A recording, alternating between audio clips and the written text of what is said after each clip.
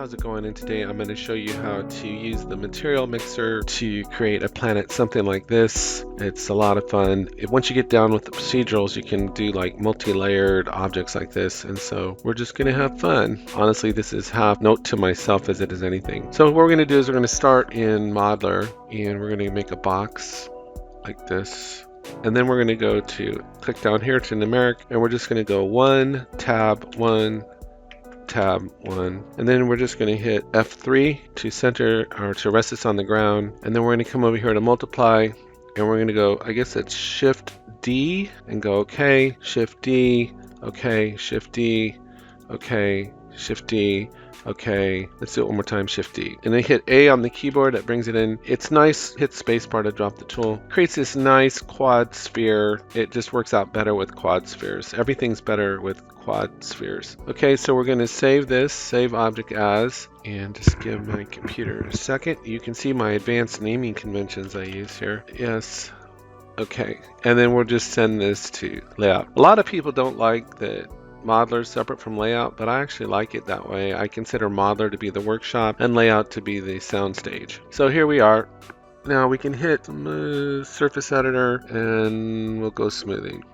So this will form the basis for our planet. So before we go too far down the rabbit hole, I'm going to just kill the specularity, because there's not usually such a thing as a shiny planet. Maybe a specular one, but not too shiny, I guess. So there we go. This will be the basis of our planet. So let me go into perspective so I can maneuver around here. And we'll just go like this, and we'll zoom in like this. This is kind of cool. So we're just going to go into the surface editor now, and this is going to take over the screen right now. We don't need to see what we're actually doing over there. So we're going to go on Principal BSDF. We're going to right click, copy, then we're going to right click and paste. So we got two surfaces. Then we're going to go and find something called the material mixer. And this will allow us to composite two procedurals over another using the alpha channel, which is a nice way to do it actually. If you do opacity to combine two layers, it kind of affects the whole image, and this is a lot more selective. So we're just going to put A into there and this into B, and we're going to put this into materials. And that's all we got to do there. Then what we can do is we can go into hetero terrain, and this will be the planet surface. So what we can do here is double click there, and for the gray color we're just going to turn it a brown color. For a brown color here, if you drop the value you can just darken it up, and then of course with hue you can search a little bit for a slightly different color, but I'm trying to find a brown.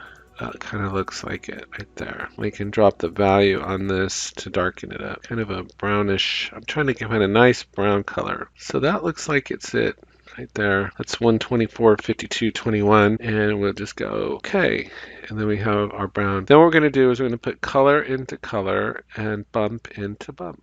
Just like that. And that should give us a surface for our planet. Now here's the tip. You're going to go into color, and we're looking for Coriolis. You would think it would be right up here, but it's actually inside the color layer. So we're going to color. And again, I have to thank Prometheus from the LightWave forum he's pretty much a resident expert on a lot of things LightWave. So procedural, and then if we go into procedural type, you'll see it right here. Coriolis, which is a really nice cloud formation look. So since it is a cloud, we might want to make it white, and we might want to add a little bit of twist. You kind of see what it's looking like there, but we can make it give it that twisty look that you would expect to see on a turning planet. And then we'll just put color into color. Now the only thing we need, we'll come back into these settings later, but that's basically our setup. If I kill all this, we'll match our camera perspective, and we'll go into VPR. And there's our planet. Now if I spin around, it seems the lighting is kind of strange here. So one thing we could do is click on the light,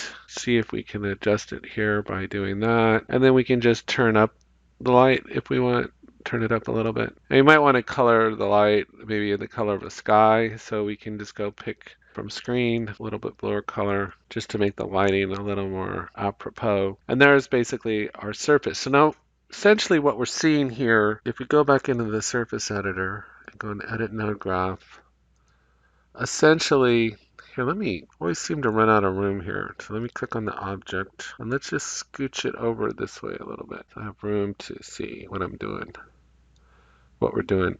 So what it looks like is this is basically blocking out this pretty much. So if we go into the material mixer, we have the ability to adjust the alpha channel. So watch what happens as I increase this. Now you see this layer is now coming in, but it's not doing it in an opacity way. It's letting it in so that we can see through to the bottom. And so that creates your 2-layer effect right there. And then of course you can play around with the alpha channel, make it cloudier. So you can see a surface beneath it. So it really gives a much more realistic 2-layer appearance. And if we click on this one, we can play around with the twist a little bit. I think if we go to rotation, we can adjust it a little bit more here. Let's see. In different patterns. I mean, there's a million and one ways that you could mess around with this to adjust this. The scale of it here. And these can be animated. So you can make this on an envelope here. I was trying to get a little bit more twist in there. Let's see. How come? Oh, that's getting kind of weird. Oh, there. I'm sorry. I was turning the twist. There we go. That's what I was looking for. And where is that? So that's basically all I had for today, is kind of creating this, this weird kind of planet thing, where you've got two surfaces. And I'm just trying to adjust this a little bit more. So maybe I should adjust this down a little bit more. So it's a little bit more of the planet. And that's it. I can kill the backdrop here, I believe. And there's essentially our planet with 2 layers. The other thing is, if you go on the light here, of course, by rotating it, you can give it that look, adjusting to give it more of that, that it's being by the sun, so it's kind of more of a hemisphere. And believe it or not, that's it. That's how easy it is to create a 2-layer planet using a quad sphere, the Coriolis effect, and the material mixer. So I hope you found this helpful. Take care and have a great day.